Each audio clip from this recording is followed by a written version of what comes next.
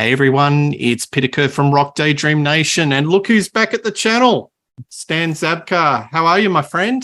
Pretty Long good, time no Peter. see.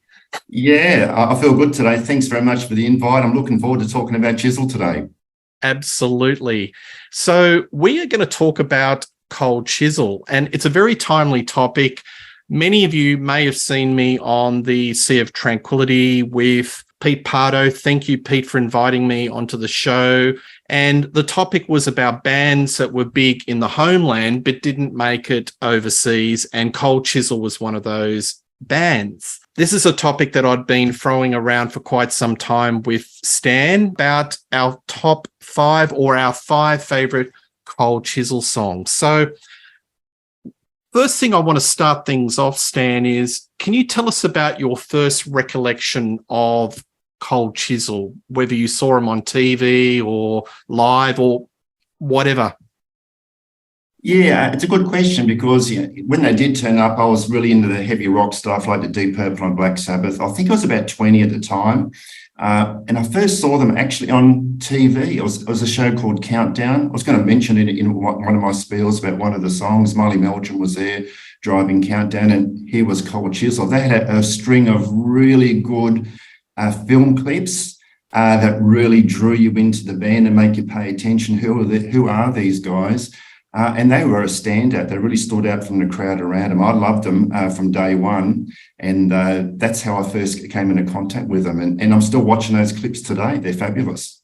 Absolutely. And I'm likewise the same. There was an Australian video show called Countdown that was hosted by Ian Molly Meldrum, who's one of the most singularly important music figures in Australian rock history or rock.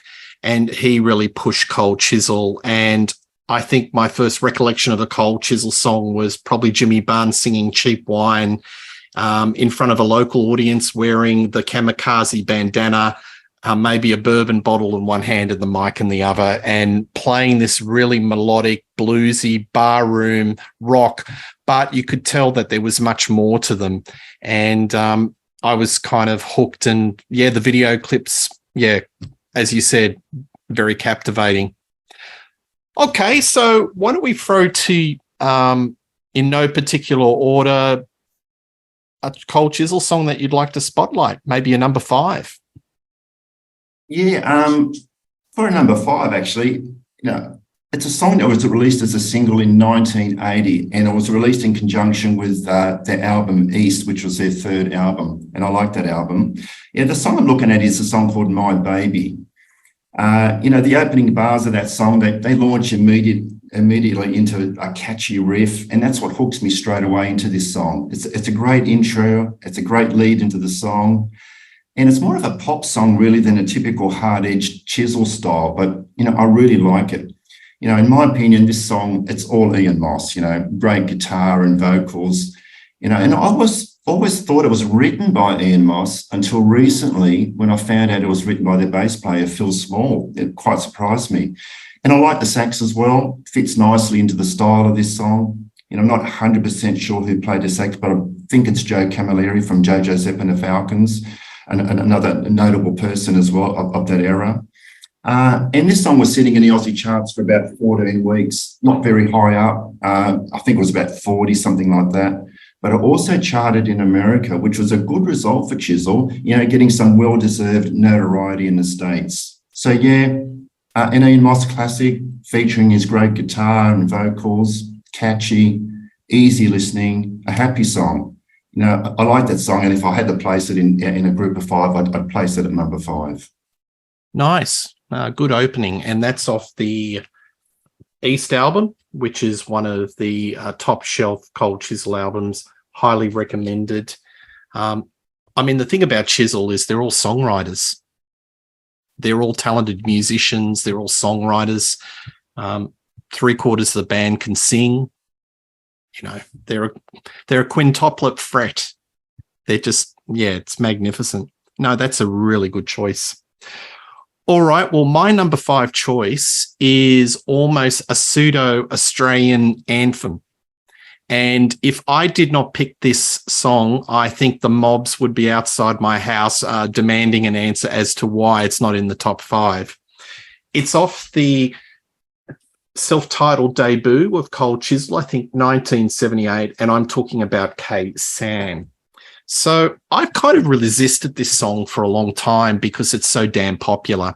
And sometimes when you hear a song again and again and again, it can be over familiar and you sort of think, oh, I'm sick of it. But it's only recently when I've listened to it closely and looked at the lyrics that I realized that this is just a majestic song. It's kind of almost folksy. It's got that sort of, it's a cross between rock and a little bit of folk. And the lyrics are very heartfelt because it's about a Vietnam vet returning to civilian life. This band is much more than just a pub rock band because their lyrics are very sharp and astute social commentary. I don't think any band in Australia, maybe with the exception of Midnight Oil and the Angels, have really tapped into the psyche of the Australian experience and how people think. And this song is about a Vietnam vet that has returned to Australian life and the sort of tribulations that he's faced. And it has seemed to resonate with so many punters and so many rock fans. And I think it was like in the Australian cricket team with Steve Waugh, he'd have the little ghetto blaster, and after they would finish their cricket tests, K-San would come on and everyone would be singing. It's that much part of Australian culture. It's not bogan rock. The lyrics are deep. The performances are fantastic. And I cannot pick a top 5 without K-San. And that's my number 5 off the Cold Chisel debut album. Check it out. That's a great choice, Peter. I'll let you know now, I didn't make it into my top 5 for it, but for a different reason. I love that song. Don Walker's unreal on the piano, that opening riff. I think everybody wants to emulate that riff from K-San. And as you said, the lyrics are deep and people don't realise until you actually do read those things and research a little bit, they've got intense meaning. A good choice. No, thank you. Okay, if I was going to rate a number 4, I'm going off the East album again, and I'm trying not to make that a trend here. But the song I've chosen from there is Choir Girl. It's sort of in the same genre as Cheap Wine, I think, something like that. But anyway, I first heard this song, like I said earlier on, it was promoted on TV by Countdown, a great show in its day, as you said, Peter, hosted by Molly Meldrum. I mean, that show and Molly Meldrum did a lot for music in Australia, a hell of a lot for music in Australia. And it was written by Don Walker again, and, it's introduced by his very distinctive piano style. I really enjoy the sound that he gets out of his piano, always a joy to listen to. I never knew what those lyrics were on about at the time. They never really made any sense to me, but the song sounds quite emotional, always does. And now I know that the words were, in fact, quite meaningful, like we just said. It talks about termination of pregnancies and abortion, pretty heavy stuff. Yeah, so for that day, that's controversial, isn't it? Oh, it sure is, way ahead of its time. So I always liked the song at the time solely because of its sound and nothing to do with this intended meaning or message, because I simply didn't know what it was at the time, like so many other people. It sounds great. It's a bit R&B, it's a bit ballad, and it works well. And it charted quite well too, probably the best result of all the Chisel singles. And it's a song that I always stop and listen to closely whenever I hear it. So, if I was going to rate it, that'd be my number 4. I think it's a great song. Great pick, Stan. And the lyrics aren't judgmental. It's factual and it's just telling a story. And that's another one of those Trojan horse songs that you listen to, but until you read the lyrics, this means something completely different. So, very socially observant lyrics. No, that is a fantastic pick. And one thing I want to really pick up on is there is a bit of an R&B soul factor to this band. They're not just boogie. They're not just barroom, but there is a lot of a soul influence, and that's through the vocals. And I think through those early Chisel albums, you've never heard Jimmy Barnes sing better. And I don't know whether it was, the scotch and the gin. His voice got more gravelly over time, but there are moments in that album where he has the most pure voice. And that actually segues into my next choice. My next choice, and I think we're mining the East album pretty well, is Cheap Wine. I love this song. It's kind of the lyric I love, and it's about somebody having a great time, but he's on the skids. He's an alcoholic, cheap wine and 3-day growth. And he's talking about all the friends that he's lost because he's just going down this path, but he's having a whale of a time. Again, it's not, necessarily a judgmental song, but it's just a great lyric and it's a great song. And the way it sort of builds momentum, you've got the piano, you've got that busy Phil Small bass line, and he's a very underrated bass player all the way through. The musicianship in this band is second to none. And the wonderful lyrics of Don Walker. Don Walker's lyrics, I've described it as almost a Bob Dylan-esque. He's like our Bob Dylan. He just tells stories. And there's a moment in the song where the lyrics go, every time you want to find me, I don't have a telephone. I've never heard Barnsey sing more pure. The gravel out of the voice is gone, and it's just this pure voice. And I'm just thinking, what if,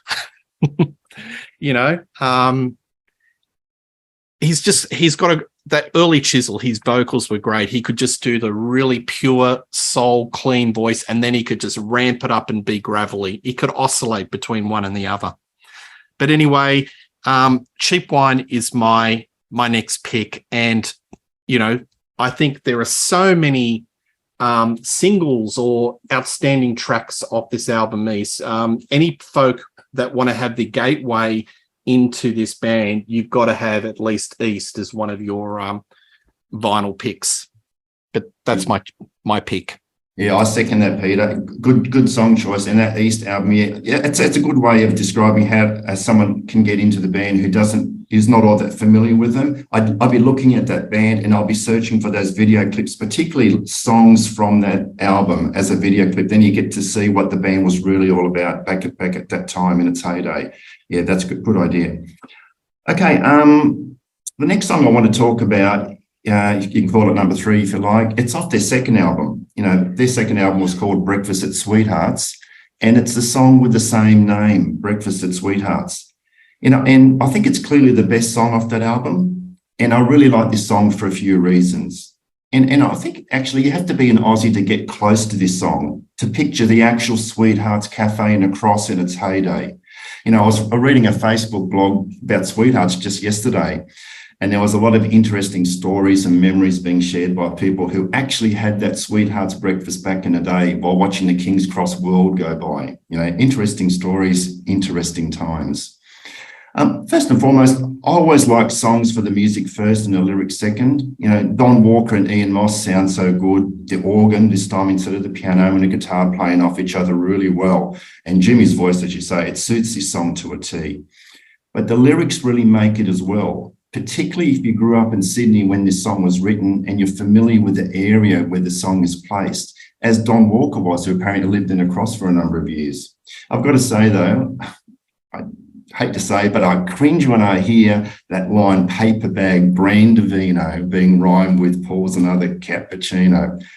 Anyway, it is what it is. And this is a great song. It just had to be in my selection of 5. And I've got no hesitation placing it, if you like, at number 3. Great song. I was almost going to pick that in the 5. So this is off the album. And the cover actually was photographed at the Marble Bar at the Hilton Hotel, which still exists to this day. So a little bit of trivia for those Sydney folk who know what I'm talking about.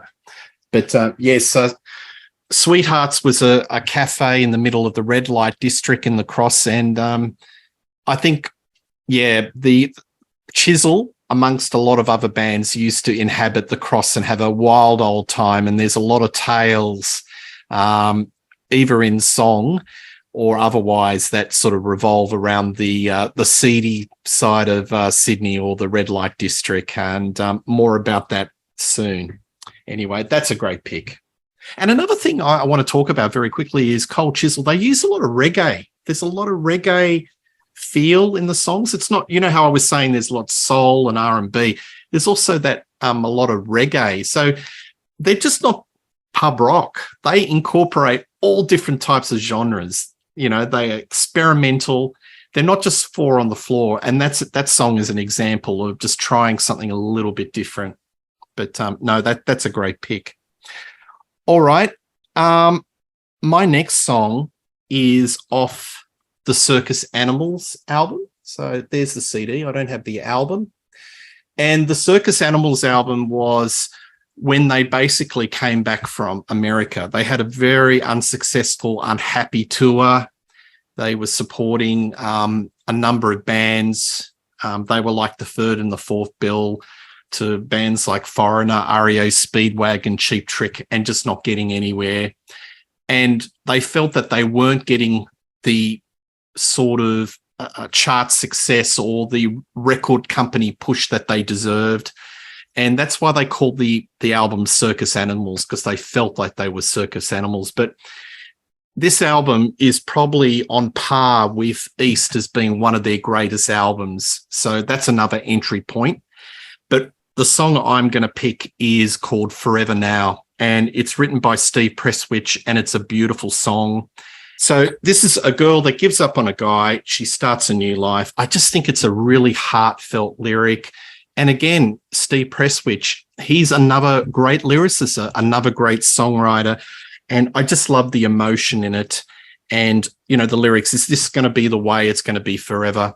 It's an outstanding song. And I think it's one of those songs that has resonated with me, because a lot of the Cold Chisel songs, you know, again, talking about being not just a pub band, but they tug the heartstrings as well.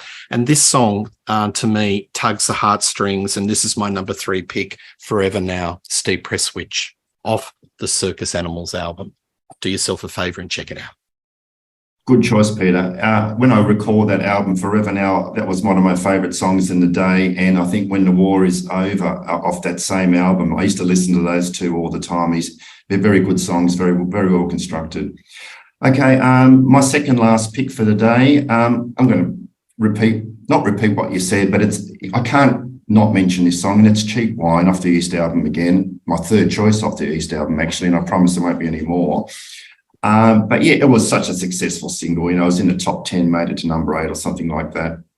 But, you know, I mentioned before, I love music, then lyrics second, but lyrics are just brilliant in this song. And, you know, and again, from the online platforms that you read, the words from this song that actually really resonate with so many people. And I've got to repeat some of those lines here, because when I listen to the song, they capture my attention every time. I mean, the lines are, I had a friend, I heard she died. Well, on the needle, she was crucified. Powerful. I don't mind taking charity from those that I despise. And lastly, I'm sitting on the beach drinking rocket fuels. I spent the whole night breaking all the rules. I mean, people relate to that stuff. You know, sometimes Chisel just don't get enough credit for the thought and meaning behind their songwriting. And, you know, I think that song is best summed up by Don Walker. You might have said it already, Peter. He was quoted as saying that, you know, it's all about someone who was on the skids but still having a great time. And you said something too, Peter, about over in the States or the impact overseas. You know, this is a timeless song for Chisel, and it's backed up by yet another online comment that I read from someone who, you know, someone posted it from Canada a few years ago. And I remember me saying that Chisel didn't get any airplay in Canada. And this guy, you know, just a few years ago, just discovered them, and he calls them a premium band. And I'm thinking, how good is that? You know, a big first-time impact for someone so many years later after the song was ever released, first time he's heard it. So, you know, it's a great song, and I'll never get tired of it. It's, you know, if I was ranking 5, I'd put it at number 2 in my list of 5. It's a great song. Right. So we get down to the pointy end. So this song is so outside the box for Cold Chisel. It's one of their more unique songs. You wouldn't think it's a typical Cold Chisel song. It's got sounds of the street. It's got a very sort of kind of slightly funky bass line. It starts off with a little bit of doo-wop, and then it's a song about journeying into Sunday from Saturday, and I'm talking about Saturday night. I love that song, and I was tossing and turning whether that was going to be my number 1 or not. There's just something about this song that really resonates with me a lot. It's kind of an end of an era, And Don Walker actually said that he wrote it because he knew the band was disintegrating and it was kind of like a farewell song.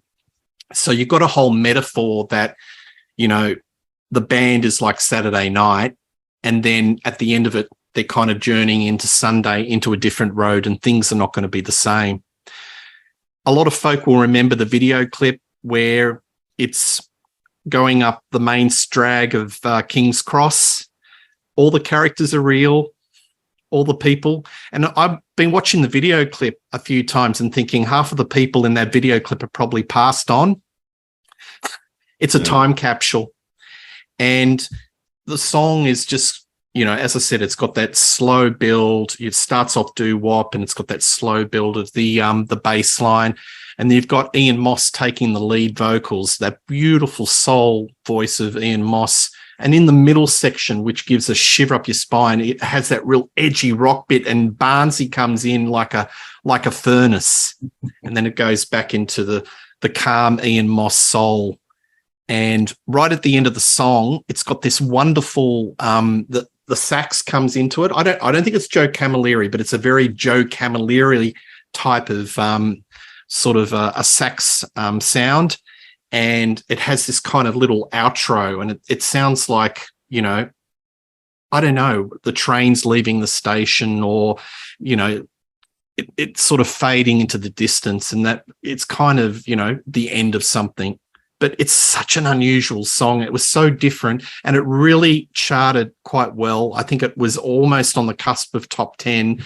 It was in the top 40 for a considerable period of time, and it resonated with a lot of folk because it was just so different. And I don't know, it just sums up Saturday night to me. I don't know. What do you think of this song? Yeah, look, it wasn't my absolute favourite, but it was a song that I could really acknowledge. There was a lot going on in there. I like the way you describe Ian Moss's voice and compared it to the furnace of Jimmy Barnes, but that's brilliant. Jimmy Barnes just got energy. He just brings energy into that band. In that other album you showed before, the Swing Shift album, I think there's a lot of energy in there that Jimmy Barnes brings into it. But yeah, this is a different song. It can polarize people. You either really like it or you're not so fussed on it. I give it credit. It's a great song, and I think it's a good choice, Peter. Yeah. And as I said, folks, just watch the video clip because it's kind of a time capsule of a place in Sydney that doesn't exist anymore. And I think it's wonderful. Yeah. All right. Over to you, number 2. I think I'm on my last one now. Oh, last one. Okay. Yep. No problem. So here we go. And I'm breaking the pattern. As I said before, I've had enough of the East album. I've taken 60% of my choices off East. For good reason. But my number 1 is off their 5th album that they released in 1984. It's an album called 20th Century. Maybe it's predictable, this choice, but the song is Flame Trees. I love this song, and I know lots and lots of people do. You know, it just had to be the Flame Trees for me. I listened to it again yesterday just to be sure, and I watched the official video release again, and it continues to have the same impact. You know, I'll keep waiting for the great high note that Jimmy hits near the end. And I just love the music, the lyrics, and the sound from start to finish. I think it's their very best song, hands down. That might be a little bit controversial, but I just love this song. And it's sad too, because it's sort of similar to what you just said about the previous song, because from what I've read, the band was in its dying stages when the video clip was being made. I think Jimmy Barnes wasn't even invited into the clip. That's how bad it was getting. And it truly is a shame because, you know, you just picture if they remained a strong unit and continued to write songs of this caliber, what might have happened?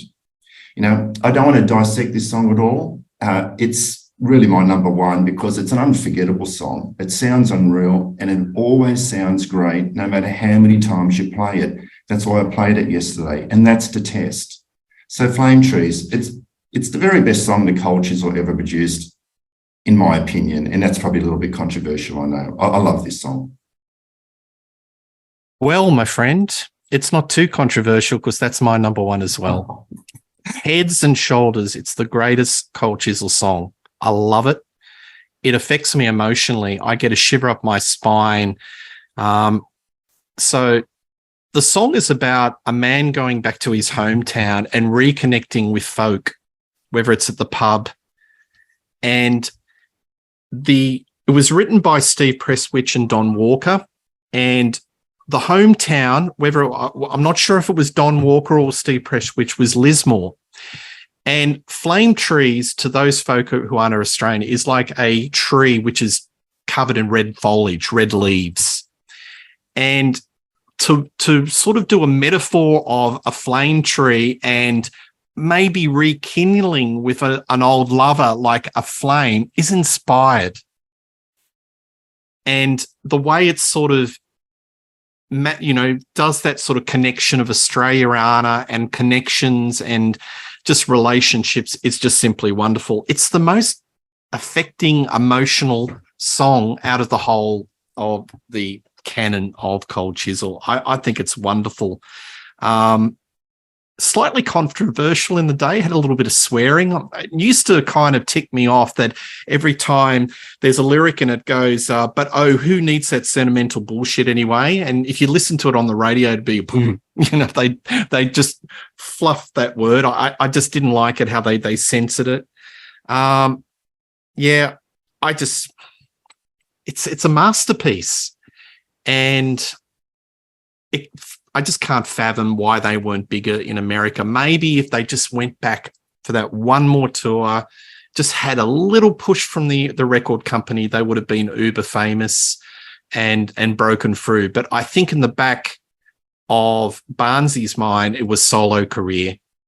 And maybe he had enough of the others, because when you've got 5 people who are all talented and all songwriters, you can go in 5 different directions, and reading it was quite tumultuous. There was a lot of fights, artistic arguments. It was quite volatile. And I think Barnsley had enough, and maybe part of it was that he just wanted to, do that sort of solo career, which, let's face it, fabulously successful in Australia, and to this very day he was going on that path. But going off a little bit off track, I think this is one of their finest songs, and I have no qualms in picking that as my number one off the 20th century. And a lot of people think this is a very patchy album, but I think this is one of their best. It's got some really fine tracks on it. What other one? Hold Me Tight, Janelle, No Sense. No, it's a really solid album. So this would be like another album, after you get through Eastern Circus Animals, check that one out. That's another great gateway into the Cold Chisel. And it's not too bad when you think about it. I mean, I was sad when they broke up and they, tried to get back together again, but they kicked off in about 78, and that album there was released in 84. So they had about 7 solid years together, and that was their heyday when they created probably their best music. And so there's a fair bit in there, and it's, I'm not that surprised that after 7 years, a band says, oh, I think we've got to go our separate ways, because that's a long time. Yeah, absolutely.